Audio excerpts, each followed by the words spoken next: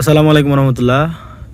এটা হচ্ছে চর কুকরি মুকরির যেই একটি ম্যানগ্রোভ বন, যেই একটি রাস্তা বহমান চলে গিয়েছে।